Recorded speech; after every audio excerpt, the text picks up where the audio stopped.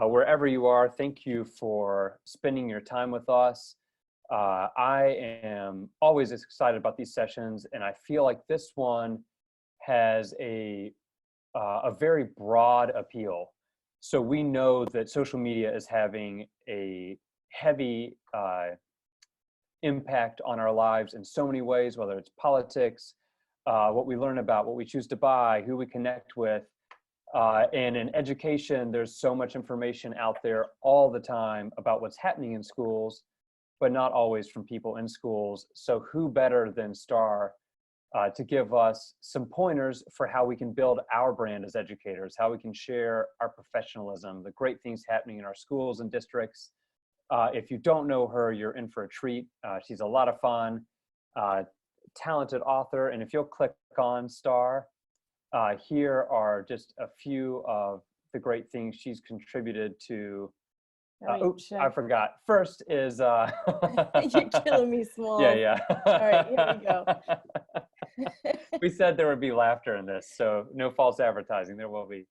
But we are the core collaborative, and that collaborative piece relies on you being willing to share your voice. So we hope you'll join us on our Leading Impact Teams on Facebook, that you'll follow up on YouTube to check out other of these masterclass sessions and video of great kids interacting. You can just take a quick shot of this or reach out to us if you're not sure how. And you can click on, thank you, Starr, but please reach out, share your successes. Here is the slide I was talking about. Starr is a prolific author and writer. Many of you know her through her blogging or her work on Twitter. And she's going to share, kind of what's behind her drive to be engaged in social media, how you can get engaged, some first steps, and some kind of next level steps. And as you see, there's lots of ways you can reach out, get in touch with her. Definitely follow her on Twitter by the end of tonight. You're going to want to. And without further ado, I'm going to hand it over to our superstar and let her take it away. Isaac does a great job of making you feel so awesome that you don't ever want to speak, so that you can't be anything less than what he says. So as we kind of talk about having a brand as an educator, and I know that that's something that a lot of teachers don't necessarily think about. I know that when I started teaching and I got introduced to social media, the idea of sharing what was going on in my space seemed really alien to me. And I always felt like I was bragging if I shared something about something good that happened, and I sounded really negative if I shared something bad that happened, and being neutral didn't seem to be worth it. So when I started to sort of think about who I was as a teacher and the work that I was starting to put together, I actually got involved with Twitter first, even before I started blogging, as I was preparing to write my first book. And it was really an opportunity to sort of get a feel for my audience. I mean, I wanted to make sure that what I was writing was going to resonate with the people that I was writing the book for. And my first book was all about the first 5 years of teaching, and really making sure that the people coming into the teaching profession at that time had the same reservations and concerns that I had when I started, before I even put things together, because if you're not going to have anybody read what you write, what's the point of writing it? So as you think about the brand you want to build for yourself, you need to know your why. And for me, if you look at the picture here, this is a picture of my students from WJPS. I had just won something through the Dow Jones, and I was, I think, like one of their special advisors of the year or something in 2011. And my students weren't allowed to join me at the conference. So they surprised me one day. They came in with these Team Sackstein t-shirts made up, and my entire newspaper class had bought them. And literally I wept. I'm like, them walking in and giving me a big hug and giving me my shirt. And on the back, it actually has my 2 wrist tattoos, which are Create and Imagine, going down the back as well. And it's just a group of kids who really touched me and really knew me. I mean, when you work as a newspaper advisor, you spend a lot of really close time with your students. And as an English teacher to begin with, you're already really getting deep with kids. So my why has always been about amplifying their voices. It's always been about giving them opportunities to engage in conversations that were difficult to have, but important to have, which is that I encourage disagreement sign the other picture. I said it in class, my kids were kind of like shocked that a teacher would say that it's okay to disagree with me, and I encourage you to do it in a meaningful way. And one of the students made me a sign because, you know, whenever I said something that seemed silly, I was like, you guys could disagree with me. I don't know everything, and your points are just as important as mine. So I'm curious to know, as you're thinking about your own brands, what is your why? Like, what would be the thing that would get you to start engaging in this work? And as we can continue, if you're on the Zoom session, throw your why in there on the chat and let us know. And if you're watching on Facebook Live, add it there, because that's going to really add to our collective purpose. Oop, and it went too fast. So I had started saying before too, that one of these really big challenges I think teachers and educators in general have is that it feels like bragging if you share something about yourself. And Isaac had sort of alluded earlier to the fact that media has a way of making education right now not really show us in the best light. A lot of the stories that do end up making it to the local news or the national news ends up being stuff that really doesn't promote the best parts of what we do every single day. And I found this quote and I thought that it made a lot of sense. Positive thinking is more than just a tagline. It changes the way we behave. And I firmly believe that when I am positive, it not only makes me better, but it also makes those around me better. So by sharing our experiences, whether they're successes or challenges, we are giving other people permission to do the same.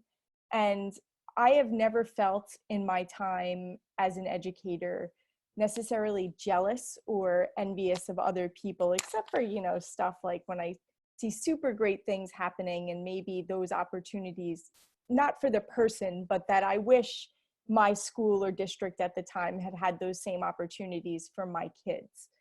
And I think it's so important that when you start getting involved in social media and you start sharing your work, whether it's on Twitter or on a blog or on Instagram or YouTube or however you're doing it, and we're going to talk about all of those different platforms tonight, you have to remember that the reason we do this is because there is great things happening in our spaces. And we can't be ashamed to share those great things that are happening. I know that when I started on Twitter, it was like this awesome opportunity to see, A, I am not alone in the work that I'm doing, and B, there's so much for me to learn from other people who are doing great things. So it's important that as educators that we brand ourselves in this way. And if you ask people what they know about me right now, most people would say she's the person who threw out grades. So that's, you know, a part of my branding, thinking about assessment differently. And that came carefully kind of put together over time, that's like a thing that's associated with me.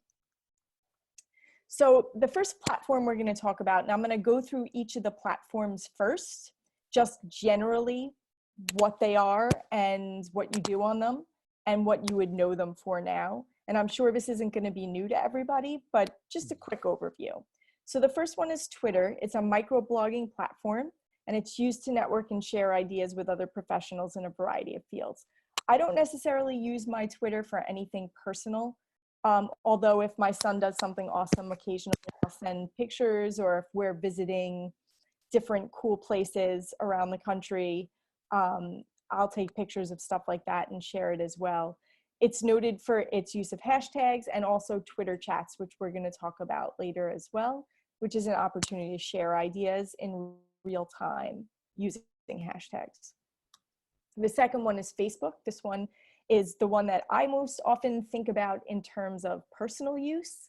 It's how I stay in touch with my family. It's how I get amazing memories of my son doing funny dances from when he was 5 years old, and I could embarrass the crap out of him now if I bring them up. And I'm like, you were such a great dancer doing the worm to your favorite TV show. And, you know, that's kind of fun when you take the time to put that stuff out there. So it's more of a social sharing network. It doesn't mean you can't use it for professional as well. I mean, there are pages you could put up there specifically for that purpose. And I have a professional page on there, as well as pages for different books that I work with, and then different groups that are associated with the work that I do, like the Teachers Throwing Out Grades group.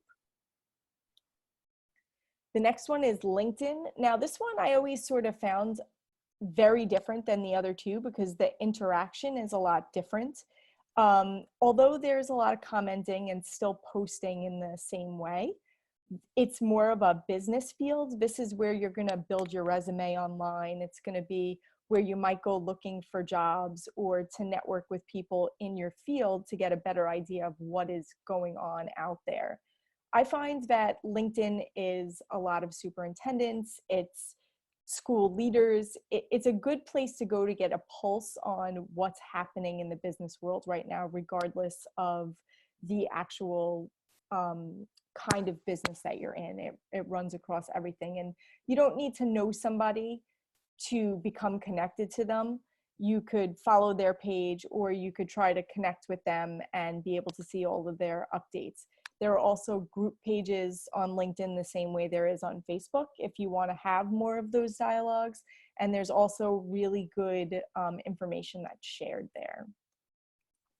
Other ways to brand yourself in the social world: YouTube, if you're not a person who loves to write and you would rather, you know, do videos.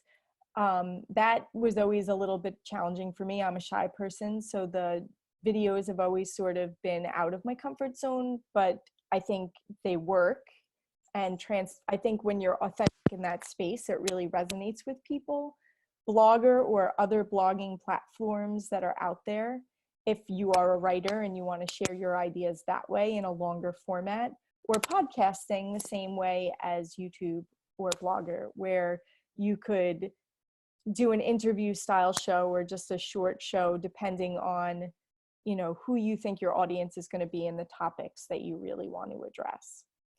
So before we go into depth on each of those, does anybody have questions so far on each of them, or want to share an experience about how they chose where they wanted to start? Yeah, and if you'll add your thoughts into the chat or onto Facebook, we'll be monitoring those and checking in. And with that in mind, some of you saw, but I put into the chat this question. As she's talked about these three, and she's going to go more in depth with each one, we'd love to hear your self-assessment from 1 to 5 for how comfortable and how like proficient you are with each of these. 1 being, I've heard of Twitter. 5 being, I'm a Twitter ninja. Same thing for Facebook or blogging or LinkedIn. And that'll be a little fun for us. Plus, it'll give us an idea of kind of where you feel. Like I see that Lisa put, she feels like overall she's about a 3.5. She feels inconsistent. She's on and off, but she gets it, but some things to work on. So if you share that, that'll be fun for all of us to see. And of course, if you have specific questions, comments, or successes, share those, and I'll share them back with Starr. So something that I found also as I was trying to kind of scour the field, as a journalism teacher, as a journalist, before I started blogging myself and writing books, knowing your audience is super important, and Twitter kind of has the pulse on that. So the first really important thing for people on Twitter to do is to develop a compelling and accurate professional profile. I think you have such a short amount of space to share who you are, that what you choose to share is really important. It might not seem that important when you first set up your profile, but I could tell you when people follow me and I read it, and there's like, I don't want to share my political or religious beliefs in my professional profile personally. I know some people are driven by that, and that's awesome, but for work, those are things that I really don't want to be associated. That doesn't mean on Facebook, occasionally I won't share about my political standings about things, but when it comes to Twitter, I really do try to keep it about my education and writing life. And again, when I'm speaking as a parent in that field as well, I still see those things as connected, because even though I'm an educator, I'm a progressive educator with a son who lives in a very traditional space. And I think that that's a very valid viewpoint, because we deal with parents all the time as well. So the next thing you're going to want to do is follow people who challenge your thinking, that you admire, and that will help you grow. Sometimes when I have nothing to do or I'm waiting online and I'm kind of bored, I'll click on someone's profile of whom I really respect, and I go into who they're following, and then I start clicking through to see if I follow them as well, and then I kind of check out their profiles. I don't know why I just moved away. Or wait, ooh, how come it's not going back?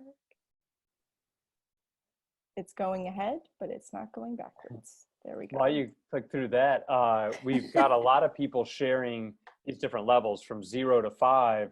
Right, where are we with Twitter? About that, if you're seeing these and you're a 0 and you see a 4, send them a quick chat message in the chat or on Facebook. And anybody who's willing to share your handle for Twitter or your name on Facebook or any of those things, because this is an opportunity to grow that network, especially when you say, I said I'm a 0 on this, and you see a 4, or you said I'm a 4 on 3 of these, and you see a 0, you might reach out and say, hey, you want to check in? It looks like Twitter very much is extremes. People feeling more comfortable with it, and we're getting some questions, but a lot of people using what you said, like separate accounts for different things. So like, because so much of my brand is about being authentic and transparent, I don't have separate accounts for Twitter. I just have the one account. I'm just really conscientious about what I share on Twitter, and most of it is about my educational views and my work and the work of other people I respect that also align with or challenge my thinking about those things. A bunch of years ago, when I started doing Twitter chats, that's kind of how I fell down the hole and the rabbit hole of Twitter. It can consume your life, I'm not going to lie. Once you find out those chats that you love to participate in, and you have one every day of the week that you're spending time with, and you get to know the people who regularly attend those chats, it's like you know them, and when you meet them at a conference live, it's like you've been friends for such a long time. So knowing your hashtags, which there are some, if you search Google, there's some really great stuff out there that you could find about the various different hashtags that are out there and what they represent and when different chats meet. And the last thing on Twitter that's also really cool is live streaming. And it used to be a separate, Periscope used to be its own separate app, and then it was absorbed by Twitter. And now you could just live stream directly through Twitter. Which is what I used to do in my classroom. And anybody who teaches high school juniors and seniors know that you're taking a risk on any given day when you decide to go live in your classroom, because if someone's having a bad day, you just really can't predict what people are going to say or do, but you take that risk because it's real, it's what's happening, and you'll sometimes get magic and sometimes maybe not, and you kind of have to read the room in that way. So going back to the profile of what folks do, you have 160 characters, and you have to really think about what you want people to know.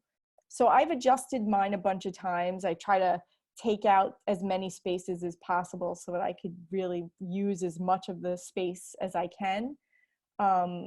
I branded myself Miss Sackstein a long time ago, because when I started doing all of this, I was still in the classroom, and that's what my kids called me. And then it was Twitter was Miss Sackstein, and my Gmail was Miss Sackstein, so they would know where to find me. And now my website is Miss Sackstein, and it's really easy for folks who are following you if you just use the same consistent handle over and over and over again on every single platform, then people are going to be able to know where to find you.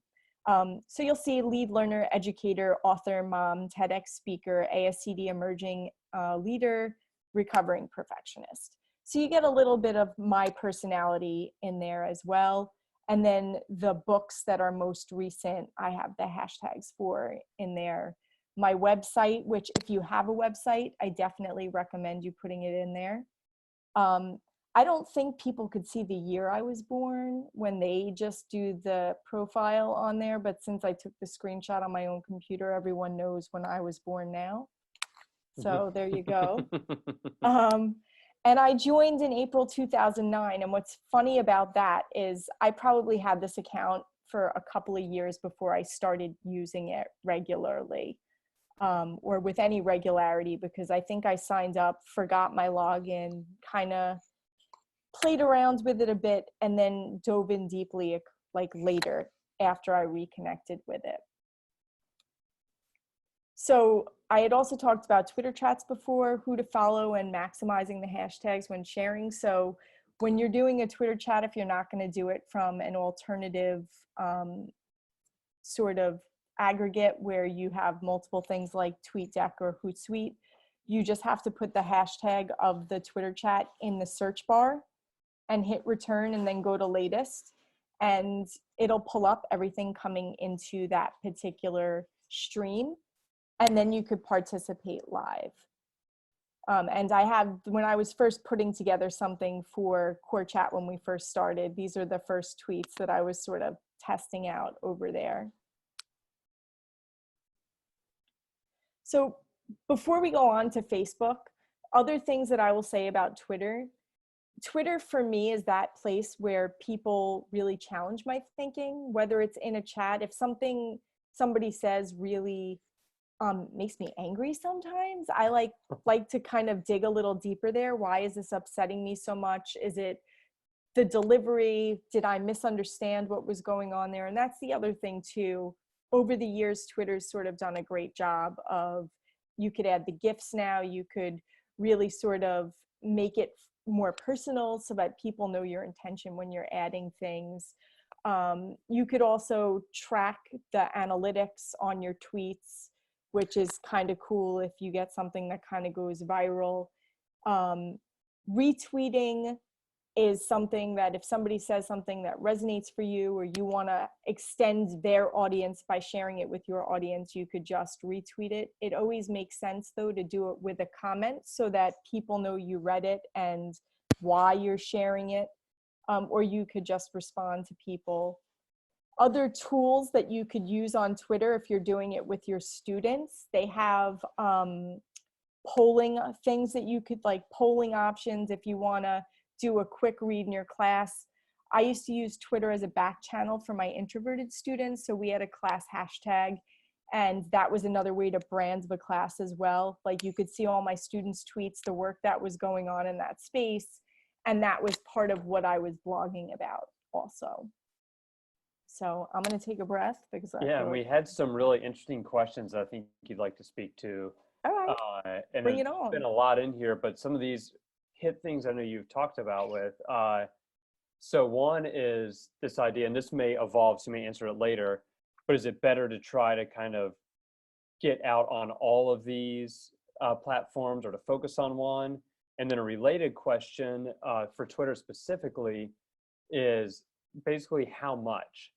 Like how much is too much? Because a couple people shared things like, well, I follow all these people, but a lot of what I see is not helpful, or it's maybe not even valid or well-researched. So what are your thoughts on that? Okay, so I have a couple of thoughts. First of all, it's like I said at the beginning, you could kind of go down a hole with social media where you spend all your time kind of engaged with what's going on. So if you're the kind of person that could easily get drawn into something, I would choose one and get really good at it, or use each of them for a very specific purpose. For example, Twitter might be your professional learning and professional sharing where you're doing the chats. Instagram might be where you're sharing what's going on in your classes if you're just taking pictures and captioning them. Facebook might be a space where you have a more intimate community that you build around a particular idea where you have more space to share things. I don't necessarily think you need to do it all, unless you do end up being an author, an education author at some point as well. And then I think it is important to brand yourself in all of these spaces, because each one of them has a different audience, although there may be overlap in each of those spaces. Mm-hmm. So you don't want to just share the same thing in every single space all the time. You want to make sure that there's some nuance in what's happening in those spaces. I hope that answered the question okay. Yeah, I just saw right when you said that. Good info, keep going. One really quick one, can you just clarify what you mean by back channels for students to control communication? Sure. So we had, like, mine was WJP, AP Lit WJPS or WJPS AP Lit. I don't remember which way it went. And basically I had students using that hashtag during class conversations. And I had one student in the class, like, monitoring the chat bars so that if a more reticent student couldn't jump in to share a question or a comment, they could share it on Twitter, and then it could live there permanently for other people to go back to. And it was a way for a reticent student in a class of 34 to have a voice if they, you know, weren't as assertive as some of the other talkers in the class. I also started building Twitter chats into class discussions, so students knew that that was another space to do extra help, to gather resources, to share their work. And it really became a part of our class culture to be using social media. And again, as a journalism teacher, I was teaching my students to live tweet, to share events. I was teaching them how to use proper attribution when doing quotes and taking pictures. And if you're going to be a journalist in today's day and age, it's a platform you really need to understand, because it's going to be a place where you could crowdsource to get people to answer things. And it's also a way to really share what's going on in real time. Excellent. One last thing, then I know we need to move on, is just a quick question about how to kind of set reminders for or find great chats. I know you mentioned that a little, but maybe a little more on it. And I just want to give a shout out to Core Chat, which you mentioned, but on Tuesdays at 6:30 p.m. Eastern, every Tuesday we have an educational expert join us to moderate. And that is a great way to get started, because it's a very open, accepting, supportive community that joins those. So if you're a little unsure, maybe there's 5 questions, you can only answer 1, or maybe you don't want to be attacked on Twitter, this is a great time to get started and kind of test the waters. So check us out at thecorecollaborative.com. You can always find what's scheduled coming up. And on top of that as well, like I said, if you Googled educational Twitter chats, there is a website that has every single chat that's out there globally, not just in the United States. There are a lot of regional chats, like there's a New York State chat, NY Ed chat, which is every other Monday night. Most states have one for local stuff. And then there's also content specific, like Ing chat for English teachers, and SS chat for social studies teachers, TLAP for Teach Like a Pirate, Sat chat on Saturday mornings, which I think started as a leadership chat and sort of spread. All of those are really great places. They all have their own personalities. Ed Chat is on right after Core Chat, 7 p.m. Eastern, and that's a very different format than the one we use, where they drop a question and it's a little unstructured and you're just responding to what people say about that one question and other questions that arise, like in organic conversation. So it really depends on your style. Sometimes if you go on there and you just see what's going on that week, you could kind of get a sense of if you want to participate in a chat because of the person who's moderating it, or because it's a topic you'd like to know more about. Excellent. Thank you so much. And I did throw that Google Sites page in there that has the calendar and has everything upcoming, so people can bookmark that. All right, so we're going to move on to Facebook now. I had the live streaming too, and I think that was the live streaming with the other one. So, okay, so Facebook.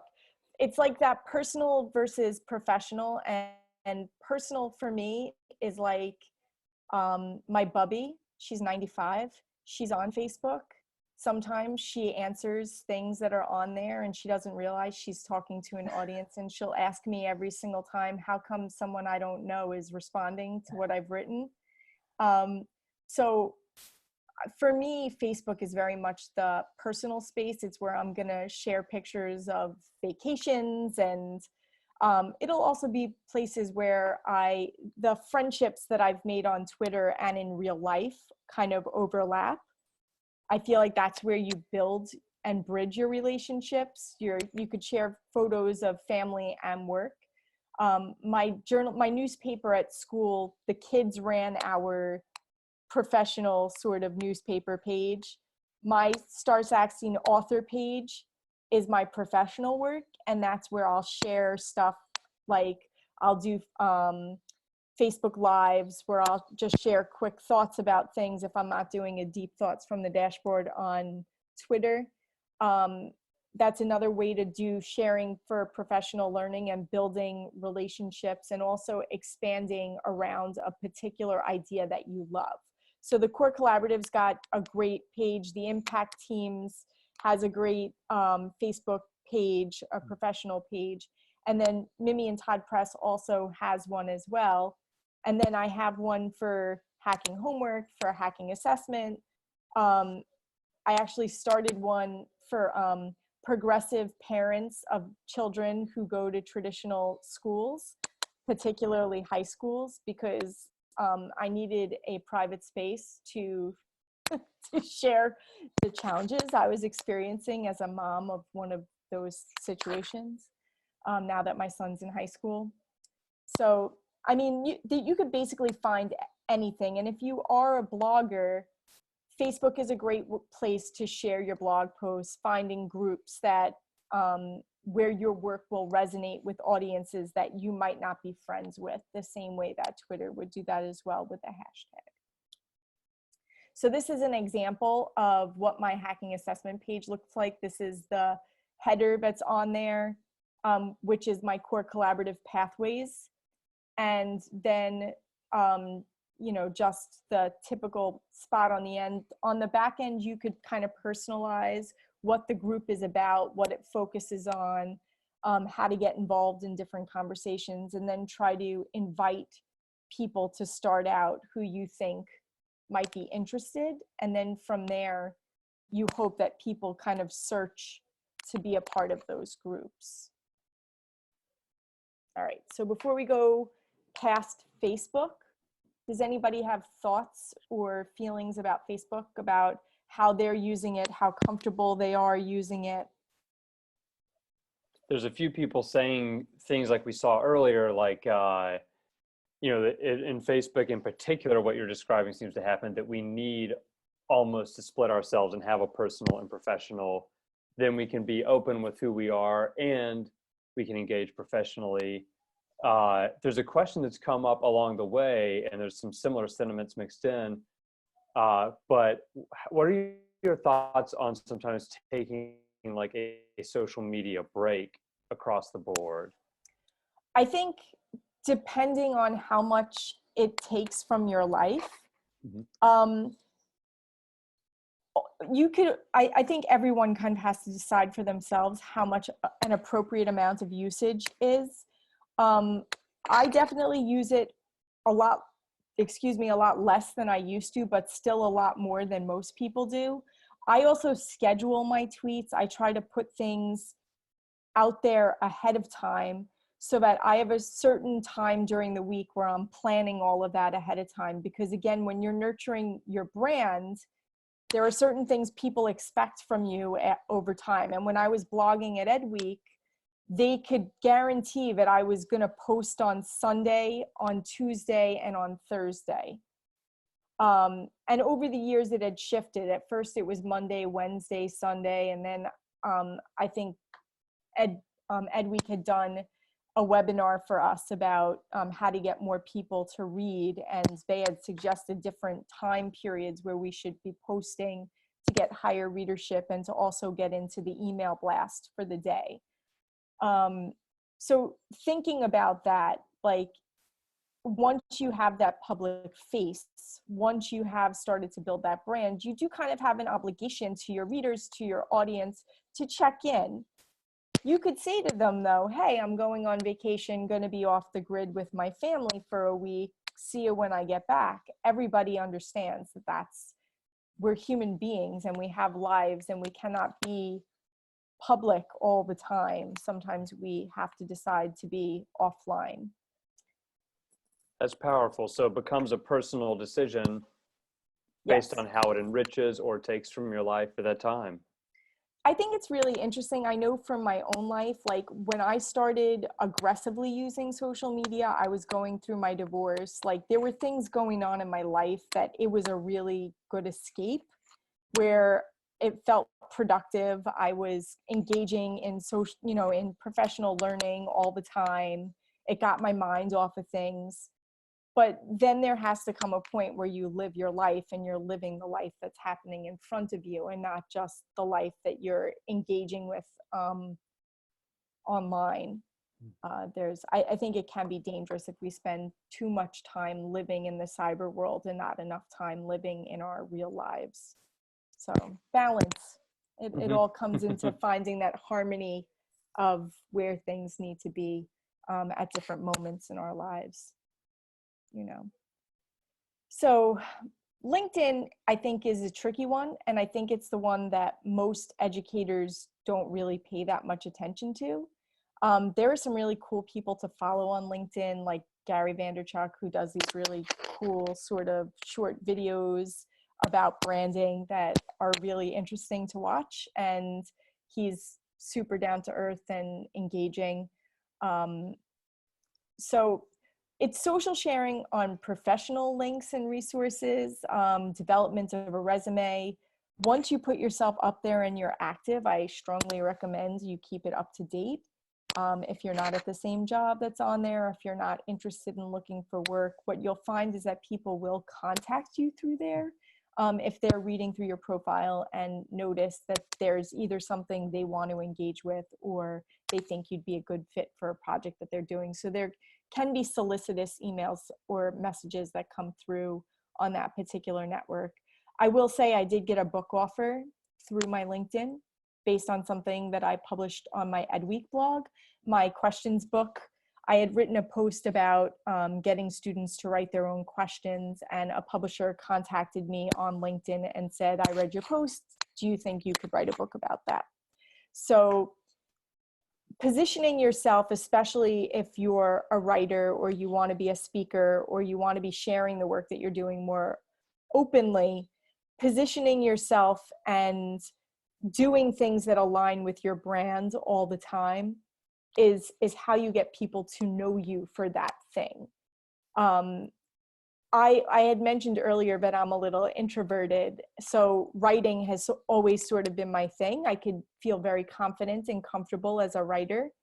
And so when I started doing the Deep Thoughts by the Dashboard, when I was sitting in my car on Facebook, on Twitter Live, on Periscope, it really started as a necessity, as a reflection tool when I wasn't allowed into my school building at the beginning of the day.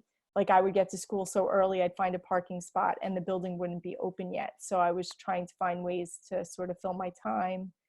And I had been using Voxer to communicate with students, and I was waking them up because it was still so early when I was getting to school. So I started doing these like short reflective pieces, and then people started to come, like since I was doing it at a certain time all the time, the same people started showing up, and then I started promoting it, and it really resonated with people. Who knew? It's very weird to talk to yourself on a live video sometimes. It feels a little less awkward sometimes when I'm writing about these things and sharing them in that way. So it's, again, a very professional sort of space. You could have really positive professional interactions. I would suggest sharing not as frequently on LinkedIn because people don't want their feeds on LinkedIn totally bogged down with one particular person or group. it is really a networking space specifically for work-related stuff.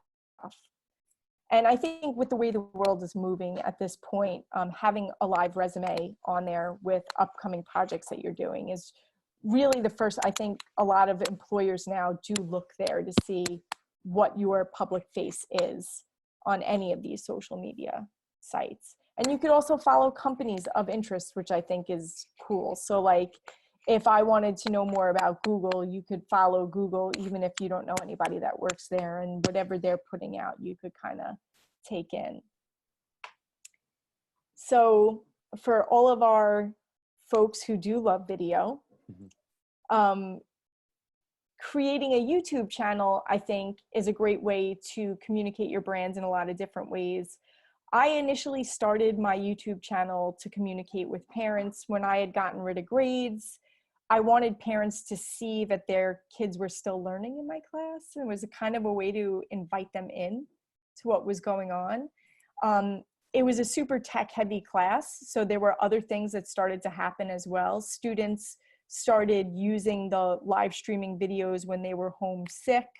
I would, if we were having share outs, sometimes they would Skype into their group. So even if they couldn't come to school, they could still be a part of what was going on. And for teachers who do like to flip their classroom, having a YouTube channel is a great way to do short instructive videos. They don't all have to be confessional or reflective. It could also be instructive and informative. So Isaac, I'm gonna take a breather again. I saw that great. Stuff was lighting up there. And get a sip. One thing I just asked that other people may want to respond to is I saw that in our self-assessment for our 0 to 5, LinkedIn was consistently rated much lower than the others. Not for everybody, but for a lot. So I did put in there, but if you've got any good questions, like specifically that you might want Starr to hit, let us know. And I did put on there that the Core Collaborative is on LinkedIn. We share some of the great things that you and our consultants are doing. And keep those questions coming. I know I've missed a few, but we'll check back over too and see any we missed. But lots of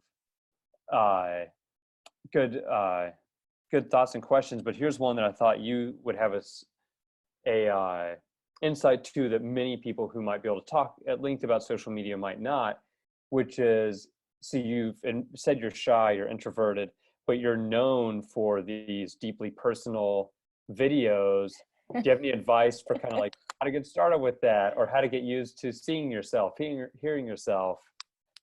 I wish I could say I'm used to it. I think at this point, as somebody who has anxiety, as somebody who experiences these kinds of things on a regular basis and is introverted, it's something I've worked on my whole life. I think if we're going to be advocates for our kids to come out of their comfort zone and take risks, we kind of have to live the things we're telling our kids to do.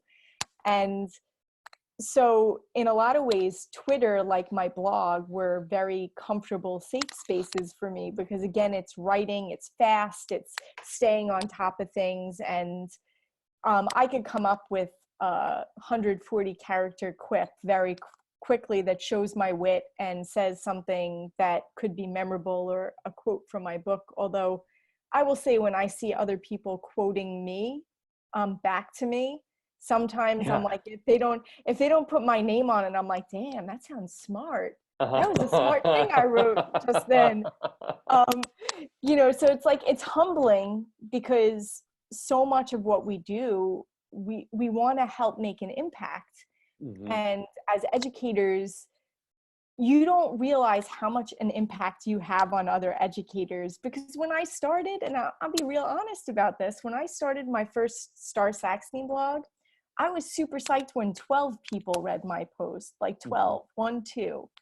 And I would check my Google Analytics every single day, and I would get so excited. I was probably 10 of the 12 hits that my blog post got because I was checking it so often.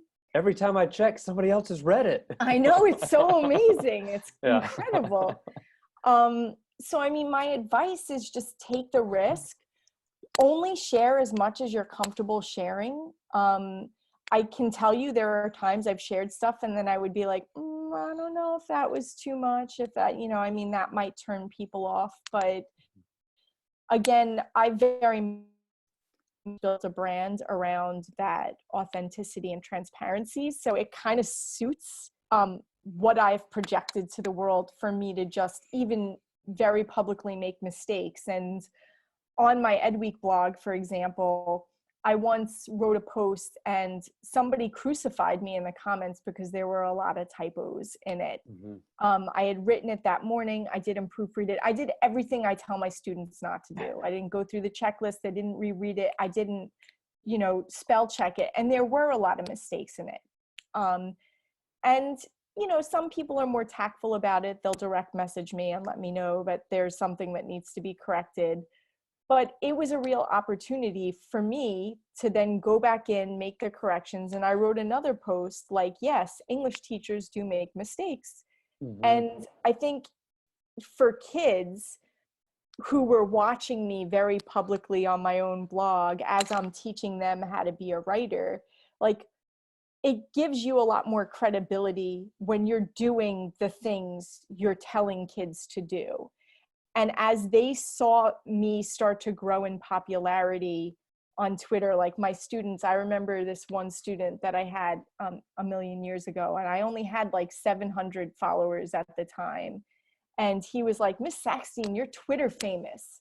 And it was kind of funny because they all started following me. They're like, how come you're not following me back, Miss Sackstein? I was like, I don't necessarily need to be following you guys back. And I'm flattered that you're following me, but you know, the work that we do here is important work, and you guys engage in that important work all the time. And really what building your brand does is it gives you a platform to share those really important ideas so that you can have an impact. And everyone starts with one follower. So you kind of have to start with a leap of faith that what you have to say is going to matter and does matter. And it just takes one person reading it and having it resonate so that they share it, and then it creates a chain.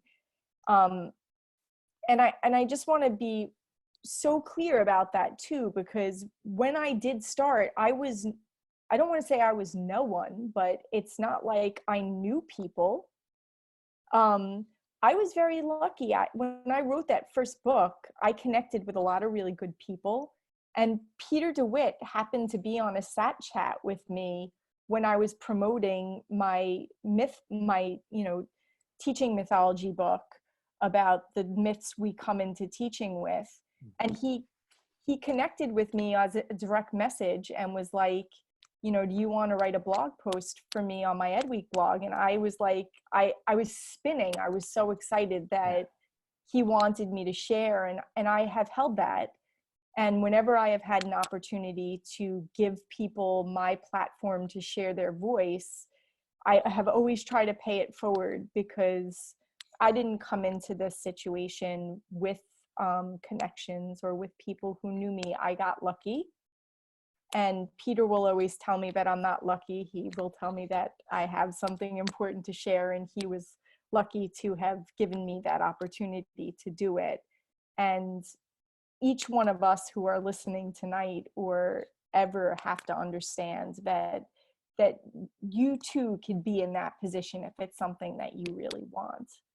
If not for yourself, for your students, for your school, because it doesn't necessarily have to be personal branding. It could be school branding. Tony Sinanis and Joe Sanfilippo have written a bunch of branding books for educators that are super useful. Those short books from the Connected Educator series, if people want to know a little bit more about that. And it kind of leads us into my favorite of all social sharing, blogging. There's so many different ways to do this now. A lot of free options out there, a lot of paid options, whether you wanted to do a WordPress site or a Wix site, or you just want to go to Blogger through your Google accounts. And it's just really an opportunity to share your reflections, share your thoughts about what's going on, share the work of your students, do your own journalistic work around whatever really burns you, stuff you want to share. So I'm going to stop again, Isaac, and kind of Yeah. give folks a chance. I see that there's a lot of folks in the chat right Mm-hmm. now.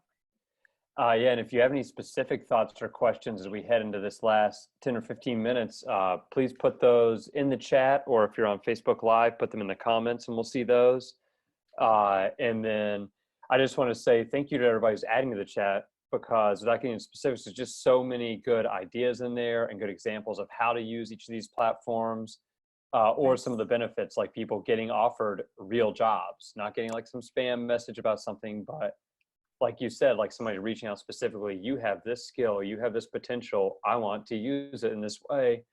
And I know as an organization, the Core Collaborative's made some powerful partnerships through social media. And what a great example of how the way we carry ourselves out in the electronic world can translate into, you know, real tangible experiences. And I was trying on the side to look up his name, and I can't remember it, but I had an opportunity to meet briefly one of the founders of LinkedIn. Oh, wow. And I was with this great group, and we had all these opportunities to learn.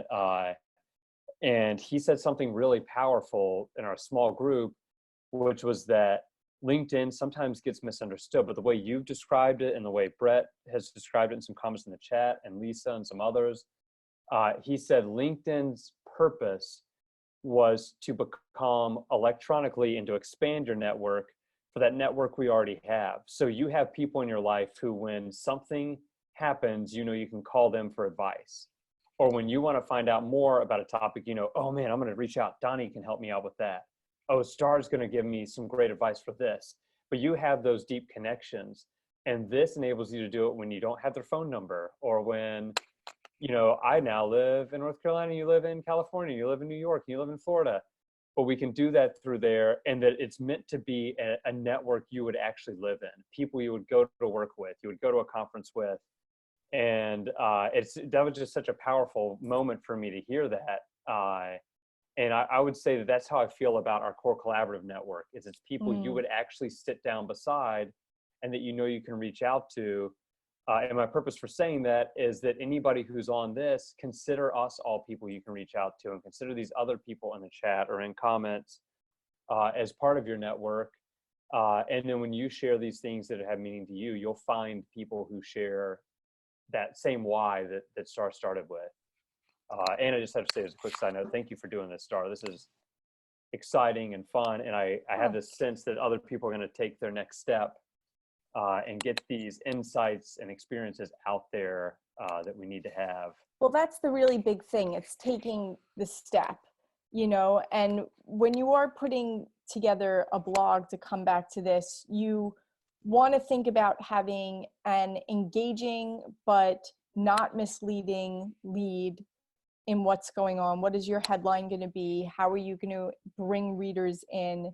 You'll want to make sure that you're hyperlinking to other things that you've written or other things to help build out content. And blogging is a really robust tool in terms of sharing ideas, because you could make it as long or as short as you want. I recommend keeping any given post though to a sizable, no more than, I think the sweet spot's probably between 500 and 800 words, so that it's super short and readable. Keep your paragraph short when you're doing it. Make sure that the facts that you're using in there are linkable to other things. And if you do use hyperlinks to other sites, sites and resources, that you continually check those hyperlinks, because for SEO and ranking purposes, when you're drawing those other things in, if a site goes dead at some point, you want to make sure that you clean up those dead links in your own posts, so that people aren't being rerouted to stuff they shouldn't be on at school accidentally, because there are ads on there now that are inappropriate for young kids, which can happen, sadly. So, and we had a few questions about examples, so I'm going to share the core communique in the link, but then anybody who's listening and doesn't have access to comments or the chat, if you just Google the corecollaborative.com blog, that'll pop right up, and that shows you a wide variety of some longer articles, some videos with almost just an Yes. extended caption.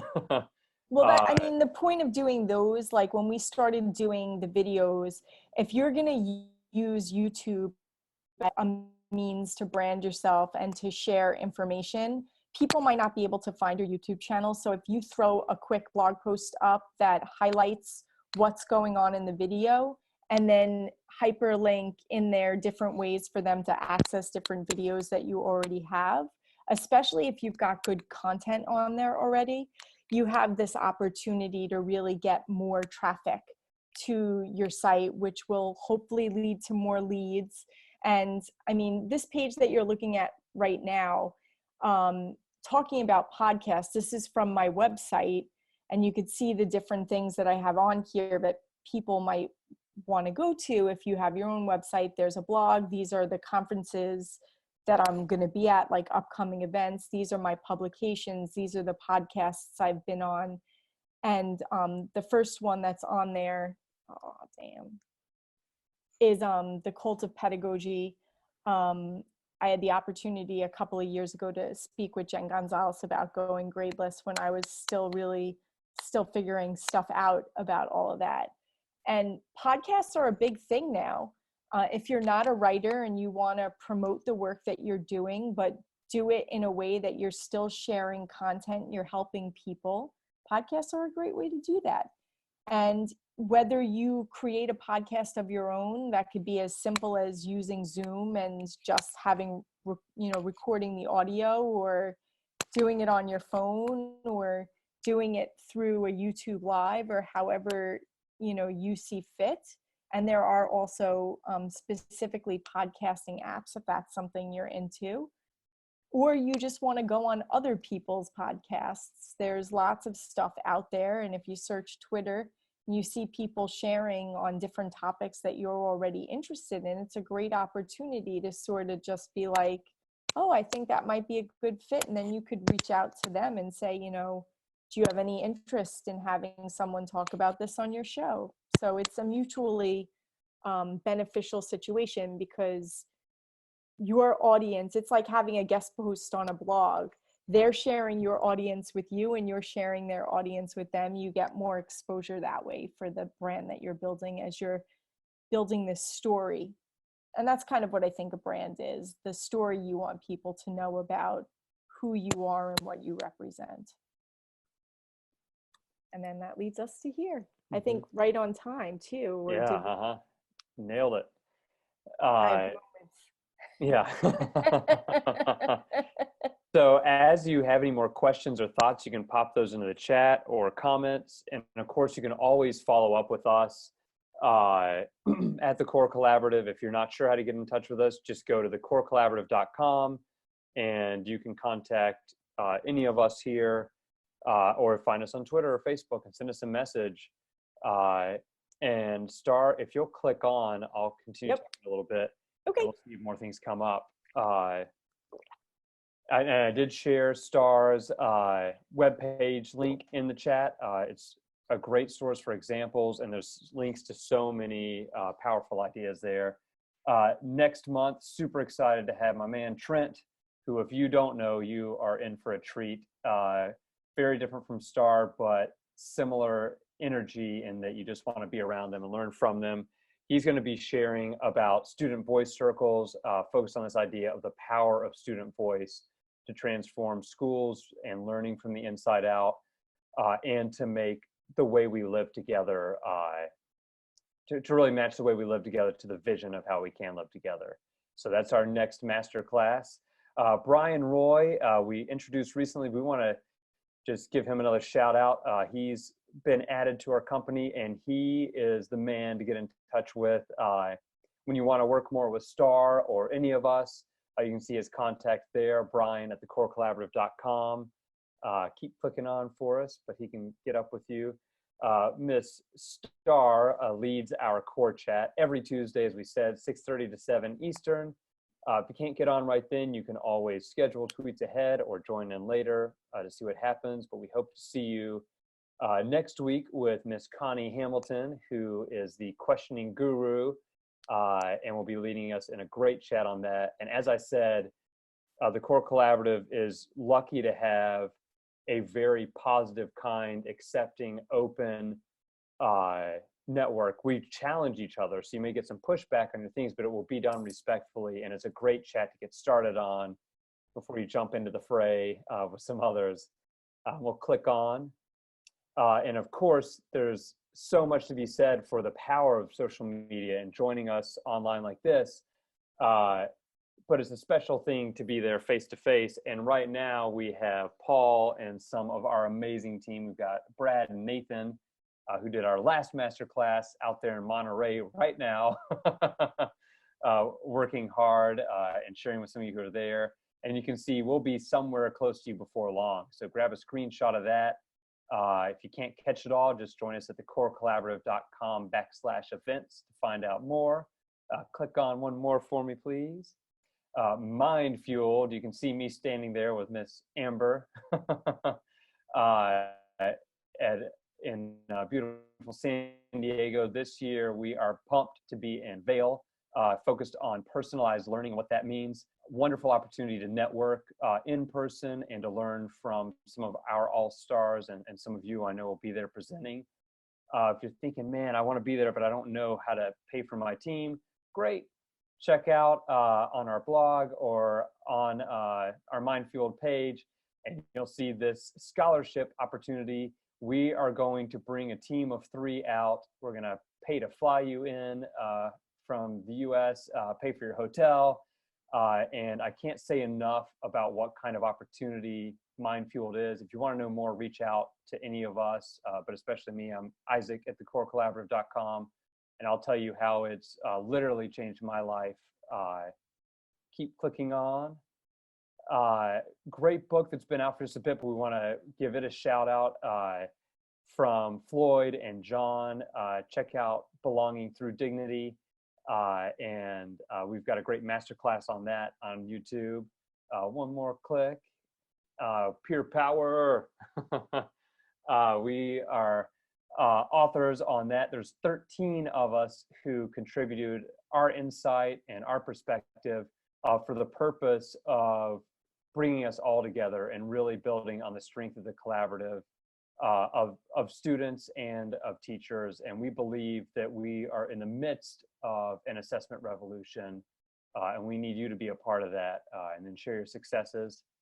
And to wrap up, these are all ways that you can get in touch with us. You can communicate, and not only to see what it is that we're putting out there and our collaborators and partners are sharing, but a way for you to share with our audience and to reach out with questions and thoughts. So thank you so much, Starr, for sharing yourself as well as your expertise. And thank you all for sharing your 2 most valuable assets, your time and your attention. And until next month, we'll sign off.